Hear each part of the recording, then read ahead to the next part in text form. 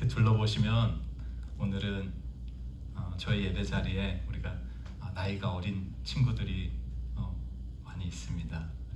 초등학생부터 또 우리 중고등부 같이 이렇게 예배 드리는데, 그래서 제가 오늘 설교를 전하면서 목표 중에 하나는 최대한 쉽게 잘 전해야 되겠다 생각을 합니다.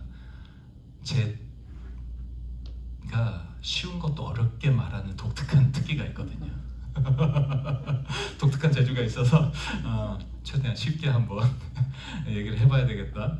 주님 도와주십시오. 그래서 여러분이요, 만약에 어떤 한 사람, 지금 뭐 살아있는 사람도 되고 죽은 사람도 되고, 어떤 한 사람처럼 지금 원하기만 하면 그 사람처럼 될 수 있다 라고 하면 어떤 사람처럼 되고 싶으세요? 예쁜 연예인? 요새 누가 제일 뜨죠? 장원영? 제니? 아닌가요? 좀 너무 시대를 못 읽고 있네요. 아니면 뭐 이렇게 스포츠 스타? 뭐 조코비치? 이제 좀 아닌가? 아니면 뭐 인플루언서 이런 사람, 유튜버, 미스터 비스트, 그죠? 그 사람 팔로워가 5억 명이라고요? 500 million? 아니면은 뭐 이렇게 세계 최고 부자, 뭐 일론 머스크 이런 사람처럼 되고 싶으세요? 아니면 세상에서 제일 똑똑한 사람? 아인슈타인 이런 사람 되고 싶으세요? 아니면 나는 없다, 나는 별 생각 없이 산다. 그런데요, 여러분이 그렇게 닮고 싶어하는 사람, 그 사람들한테도 뭔가 그 사람들은 늘 나는 부족함이 없어, 나는 다 괜찮아 이러고 살까요? 아니면 그 사람들도 혹시 부족함을 느끼지 않을까요?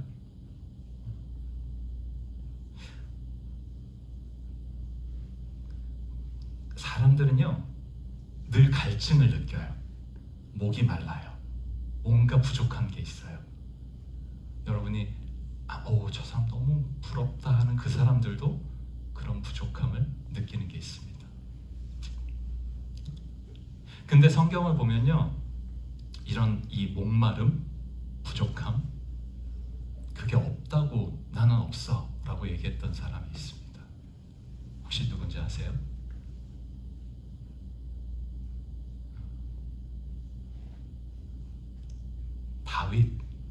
다윗입니다. 시편 23편 1절을 보면 다윗이 이렇게 얘기해요. 여호와는 나의 목자시니 내가 부족함이 없으리로다. 다윗이 이 시를 언제 지었을까요? 사실 잘 모릅니다. 우리가 다윗이 지었다는 건 아는데 언제 지었는지는 정확하게 몰라요. 근데 이제 학자들이 추측을 해봅니다. 어떤 사람은 다윗이 많이 쫓겨다녔거든요. 사울왕한테도 쫓겨다니고 나중에 나이 들어선 아들한테도 쫓겨다니고, 근데 그렇게 쫓겨다니던 어느 시점에 지었을 것이다. 쫓겨다니면 부족한 게 엄청 많을 거잖아요. 그렇죠? 먹기도 힘들고 잠자기도 힘들고, 근데 그럼에도 불구하고 그때 다윗이 이런 고백을 한 것이다, 이렇게 얘기하는 분도 있고요. 어떤 사람은 또 이렇게 얘기해요. 아니다, 이 시는 다윗 왕이 나이가 아주 많이 들어서 자기의 인생을 돌아보면서 지은 시다. 그래서 나는 부족함이 없었다, 이렇게 고백하는 거다. 근데요, 만약에 그때 지었다고 해도, 왕이었어도 주변의 나라들이 모두 다 두려워하는 그런 강대국의 왕으로 오랫동안 살았다 할지라도, 자기한테 만약에 부족한 게 있다고 느끼려면 충분히 그럴 수 있습니다. 다시 젊어지고 싶을 수도 있을 거고요. 건강에 대한 부족함을 느낄 수도 있을 것이고요. 아니면은 나라가 이미 크지만 더 커지고 싶을 수도 있을 거예요. 그리고 자녀들을 향한 어떤 부족한 마음, 이놈들 좀 더 어떻게 잘했으면 좋겠는데, 이런 마음을 가졌을 수도 있을 겁니다. 근데 다윗이 얘기합니다. 사람이 없으리로다.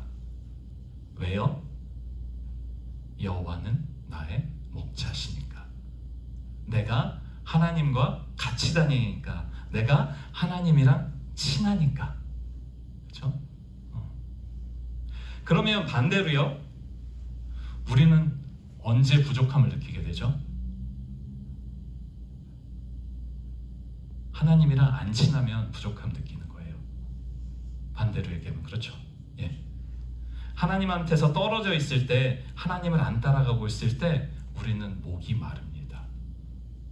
왜냐면요, 하나님이 바로 그 생수의 근원이시거든요. 생수의 오리진 되시거든요. 근데 성경에 보면 그런 얘기들이 정말 많이 있어요. 예, 구약 성경에도. 성경 첫 얘기부터 그런 얘기가 등장합니다. 아담과 하와가 어디 살았죠? 이건 누가 알만도 한데요. 네, 에덴 동산, 예, 그렇죠? 에덴 동산에 살았습니다. 그래서 Garden of Eden, 그렇죠? 거기 살았습니다. 근데 에덴 동산에 대해서 성경이 설명해 주는 것 중에 이런 얘기가 있습니다.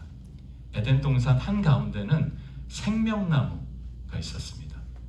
그 열매를 먹으면 생명을 얻게 하는 그 생명나무가 있고, 그 다음에 에덴 동산에서부터 시작해서 강물들이 흘러나간대요. 그러니까 생명의 물이 흘러나가는 거죠.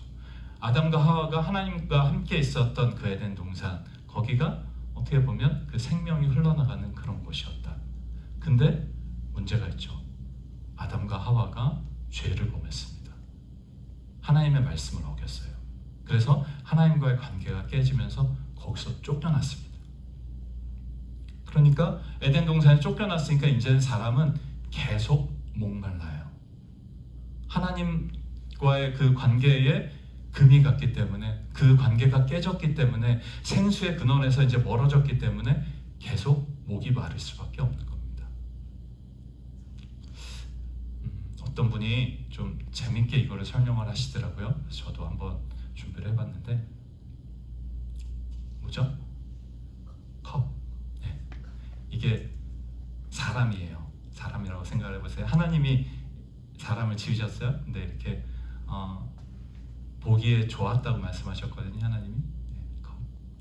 네, 여기에 물을 볼게요. 이 물은요, 하나님의 사랑, 하나님으로부터 오는 생명의 공급, 이런 거예요. 지금 컵이 그 사랑을 담고 있죠. 이게 계속 부어지면 이제 막 차서 넘치기까지 할 거예요. 원래 사람은 그런 존재로 지어졌어요. 하나님의 사랑을 이렇게 그 안에 머금고 있는 거예요. 그러면 행복해요. 근데 문제가 생겼죠.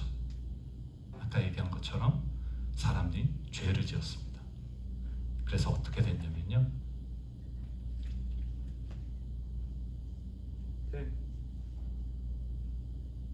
마이크가 갑자기 안 나오는 거죠? 죄송한데 저 뒤에 배터리 괜찮았는데 갑자기 그러네요.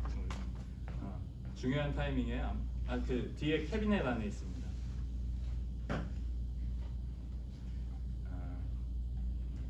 아마 사탄이 저희 예배를 방해하고 싶나. 제가 저 안에 방 안에 캐비넷에 있습니다. 네. 제가 잘 체크를 했어야 되는데 미리 체크 안 해놓은 것도 이제 그런 식으로 얘기를 하는 거죠. 네, AA 배터리입니다. 감사합니다. 네, 계속 얘기할게요. 잘 들리시죠? 그래도? 네. 제 목소리가 작지는 않으니까 얘기하겠습니다. 자, 근데 문제가 생겼어요. 죄를 지었죠. 그래서 구멍이 생겼어요. 우리는 구멍이 생긴 존재예요. 하나님과의 관계가 망가진 겁니다. 그럼 어떻게 되죠? 이제 하나님께서 우리한테 사랑을 부어주셔도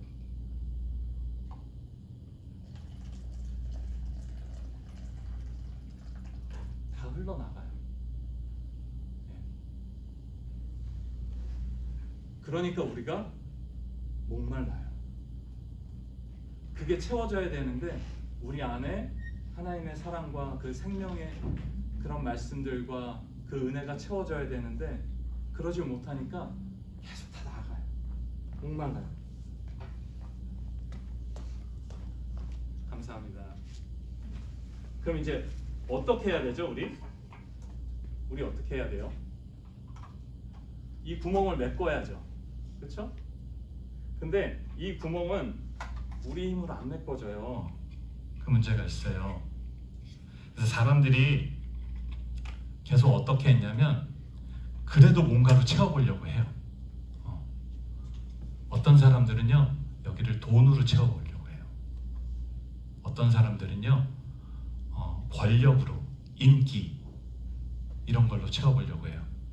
어떤 사람들은요 자기 배우자, 스파우즈로 채워보려고 그랬어요. 그 사람한테서 오는 만족감. 그랬던 사람은 우리가 요한복음 4장에서 봤었죠. 사마리아 그 우물가의 여인. 그 여자는 남편이 5명이나 있었어요. 근데도 안 채워져요. 이거는 그런 걸로 채워보면 잠깐 동안은 채워진 것 같아요. 근데 결국에 다 흘러내려가고 오히려 이 구멍이 점점 터져요. 계속 상처만 받아요. 어떻게 해요 그럼 우리? 근데 하나님께서 새로운 컵을 준비해 주셨어요. 예수님. 예수님은 우리랑 똑같은 사람으로 오셨습니다. 근데 뭐가 달라요? 지금 구멍이 없어요. 예수님한테는 구멍이 없어요. 죄가 없으세요. 그러니까 예수님은 그 하나님과의 관계 가운데 완벽한 분이세요. 이 안에는 하나님의 사랑이 언제나 채워질 수 있어요. 언제나 그것이 넘쳐나요. 그럼 우리가 할 일은 뭐죠? 뭐 해야 돼요? 이 안에 거하면 돼요. 예수님 안에 들어가면 돼요. 예수님이랑 함께 하면 돼요. 그러면 이제 물이 부어져도 어떻게 돼요? 더 이상 새 나가지 않습니다. 그러면 이제 우리의 목마름은 해결될 수 있는 거죠.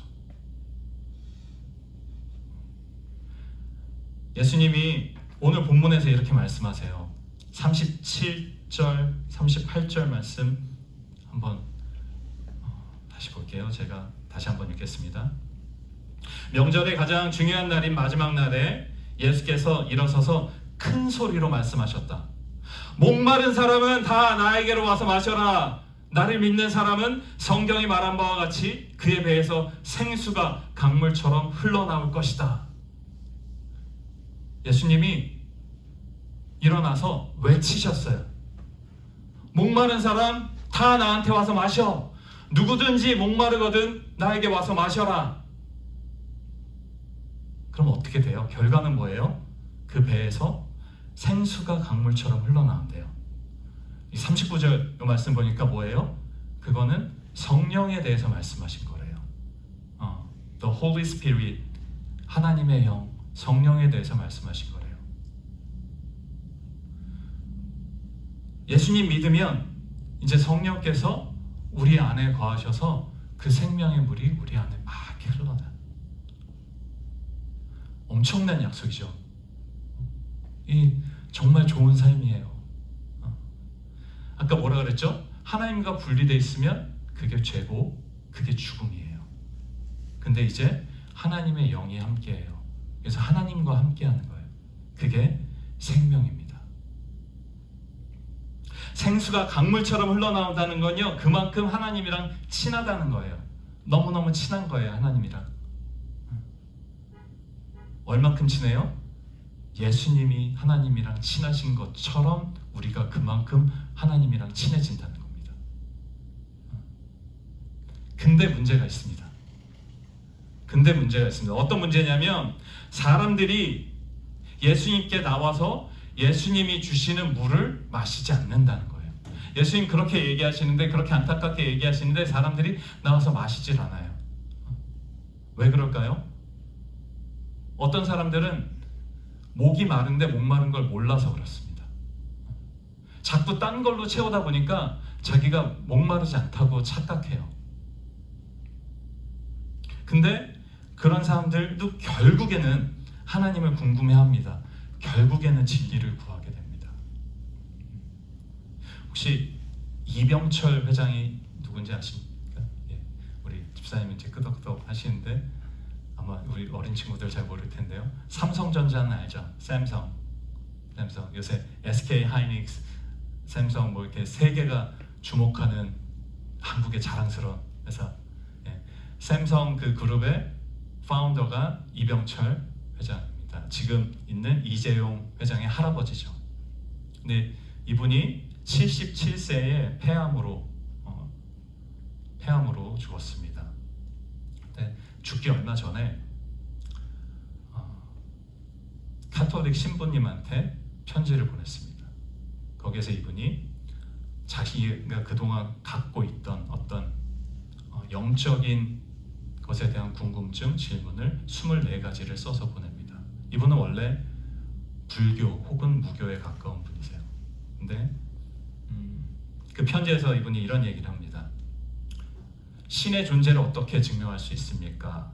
신은 왜 자신의 존재를 드러내 보이지 않습니까?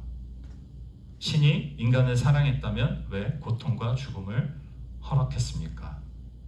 예수는 우리의 죄를 대신 속죄하기 위해서 죽었다는데 우리의 죄란 무엇입니까? 성경에 보면 부자가 천국에 들어가는 게 낙타가 바늘구멍에 들어가는 것으로 비유했는데 부자는 나쁜 사람이란 얘기입니까? 이런 질문들을 했습니다. 어떻게 생각하세요? 이런 질문들에 대해서?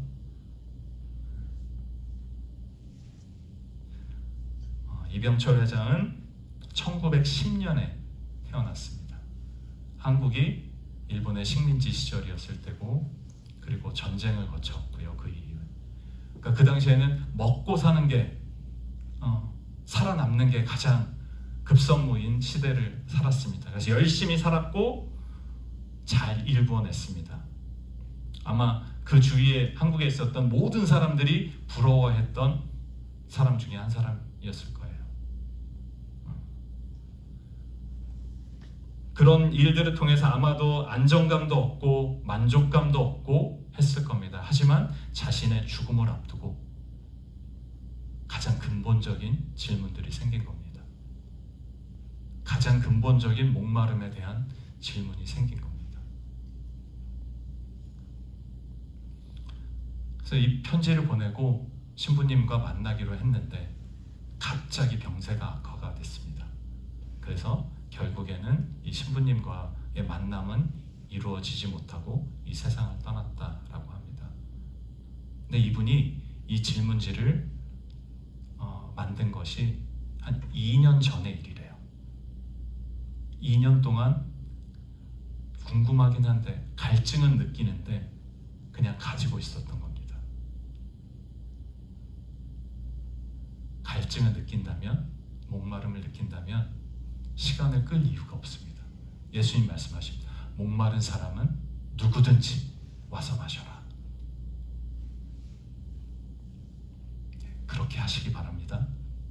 그렇게 하시기 바랍니다. 두 번째 부류의 사람들은요, 목이 마른 건 아는데 근데 예수님을 오해해요. 그래서 예수님께 오지 않는 사람들이 있습니다. 예수님 당시에도 그런 사람들이 있었는데 예수님이 이렇게 말씀을 전하시니까 뭐라 그러냐면 저 사람은 배우지도 않았는데 어떻게 저런 얘기를 하지? 예수님 당시에는 다른 학교나 이런 제도는 없고요. 랍비라고 하는 선생님에게 가서 말씀을 배우는 겁니다. 그러면 누굴 랍비한테 배웠다 그러면 그래 잘 배웠겠네. 저 사람 말은 들을만 하겠네. 그런 거죠. 근데 요새도 마찬가지죠. 사실 요새도 사람들이 그 메시지의 내용 자체를 들어보고 그걸 판단하는 게 아니라 누가 그 얘기를 했는지 그냥 그것만 가지고 판단하려고 합니다. 그래서 어디 유명한 대학 교수가 얘기했대, 어떤 성공한 어떤 사람이 얘기했대, 그러면 그것만 듣고 판단해 버립니다.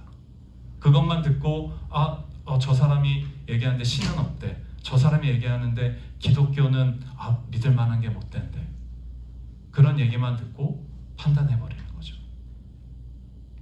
혹은 어떤 사람들은요, 그냥 예수님에 대해서 잘 모르는데 그냥 들은 것만 가지고 얘기를 해요. 그게 오늘 본문에 봤던 그런 사람들입니다. 저 예수라는 사람 갈릴리 출신이잖아. 근데 성경에 보면 갈릴리에서 선지자가 나온다는 얘기가 없는데, 그리스도는 다윗의 자손으로 오는 것이고 다윗의 고향인 베들레헴에서 나온다 그랬는데 저 사람 갈릴리 사람이잖아. 근데 예수님이 사실은 베들레헴에서 태어나셨죠. 그렇죠? 다윗의 자손으로 혈통적으로는 태어나셨고, 잘 몰라요. 모르는데 조금 아는 거 가지고 이야기합니다. 마찬가지로 요새도 그런 사람들이 너무 많습니다. 기독교에 대해서 들어본 게 있어요. 신문에서 보거나 소셜 미디어에서 보거나 사람들이 얘기하는 거 들어본 게 있어요. 근데 부정적인 얘기들도 있죠. 목사가 어땠다더라, 교회가 뭐 어떻대더라, 그런 얘기만 듣고 쉽게 판단해 버립니다. 오히려 그 안에 얼마나 귀한 일들이 있는지, 예수님이 하신 그 귀한 일들, 예수님이 하신 표적들, 말씀들 잘 생각해 보는 게 아니라 그냥 잠깐 듣는 얘기 가지고 판단해 버리고 예수님께 오지 않는 겁니다. 그럼 어떻게 해야 되죠? 우리가 이 사람들을 향해서 우리가 이 사람들에게도 예수님께서 하신 것처럼 일어나서 크게 이야기해야 됩니다. 누구든지 목마르거든 예수님께 가서 마시십시오. 그러면 삽니다. 그러면 됩니다. 사실 예수님이 이 이야기를 했던 이때에는 예수님을 붙잡으려고 하는 사람들이 많았습니다. 예수님을 죽이려고 하는 종교 지도자들이 많이 있었습니다. 그래서 예수님은 사실은 이렇게 드러나게 이야기하는 것들이 위험한 상황이었습니다. 그럼에도 불구하고 예수님은 그렇게 얘기하셨습니다. 왜요?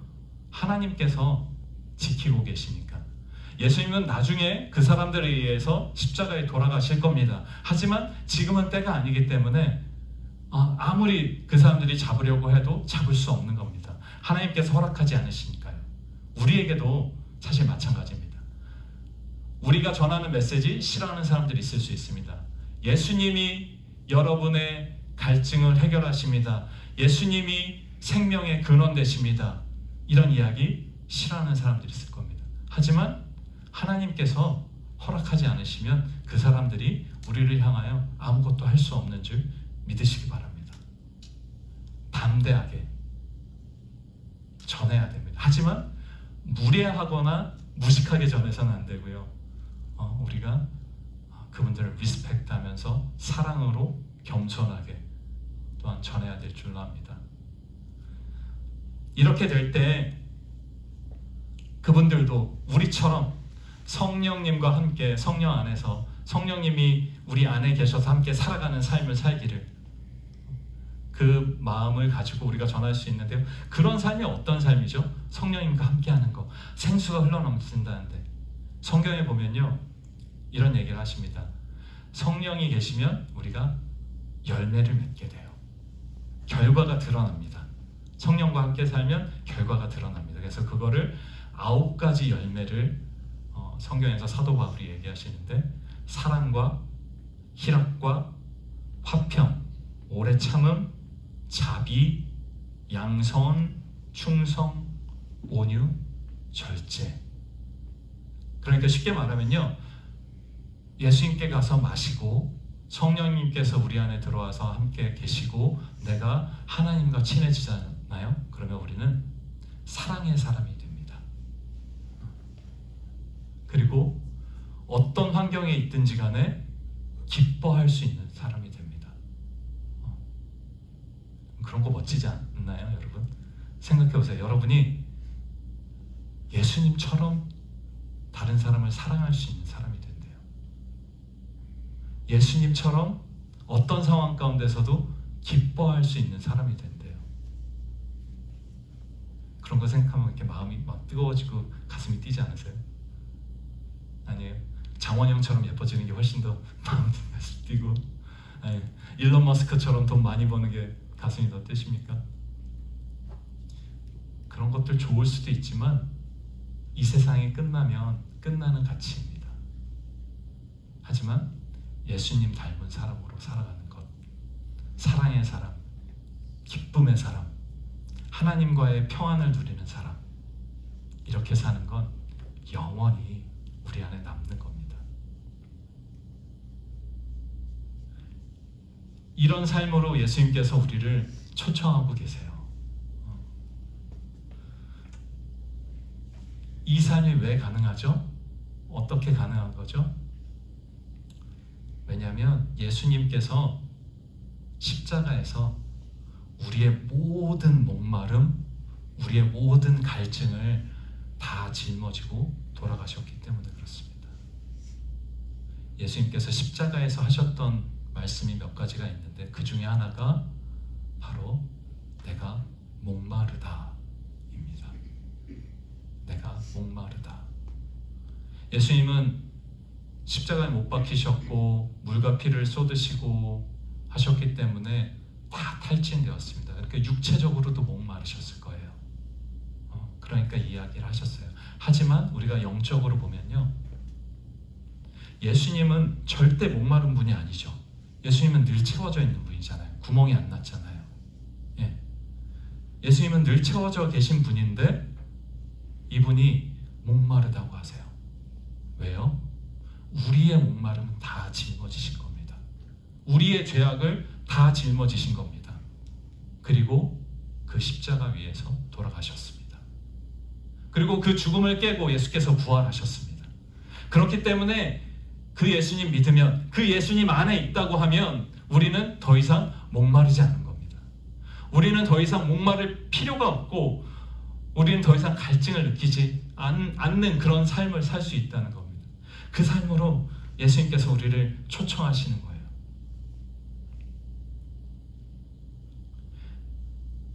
나에게 와서 마시라 라는 이 말씀에 대해서 찰스 스펄전 목사님이 이렇게 말씀하셨습니다. 이 말씀 읽어드리고 설교 마치도록 할게요. 이것은 값없이 주어지는 것이라고 선언되어 있습니다. 즉 목마른 자는 누구나 다 환영입니다. 목마른 자라는 것 외에는 다른 어떤 구분도 없습니다. 그것이 탐욕에 대한 갈증이든 야망에 대한 갈증이든 쾌락에 대한 갈증이든 지식에 대한 갈증이든 휴식하고 싶은 갈증이든 아무튼 목말라 괴로워하고 있는 사람은 다 오라고 되어 있습니다. 목마름 자체는 악한 것일 수도 있습니다. 은혜의 징표가 아니라 오히려 더 깊은 정욕으로 충족되기 바라는 극단적인 죄의 표시일 수도 있습니다. 그러나 주님은 그 사람 안에 있는 어떤 선함을 보시고 이런 초대를 하는 것이 아닙니다. 어떤 사람이든 상관없이 값없이 초대하시는 것입니다. 여러분이 어떤 사람이든, 여러분 안에 어떤 종류의 목마름이 있든, 여러분이 지금까지 어떤 삶을 살아왔든지 상관없이 예수님은 다 오라고 하십니다. 예수님은 그 모든 것에 답이 되시기 때문입니다. 예수님 잘 믿으니까 오라고 하는 게 아니라 내가 목마르니까 오라고 하시는 겁니다. 사랑하는 여러분, 이 예수님만 믿고 예수님께 여러분의 인생을 맡기며 예수님과 동행하면서 예수님과 함께 걸어가면서 사는 생명의 삶, 성령의 열매를 맺는 여러분의 삶이 되기를 주님의 이름으로 축원합니다.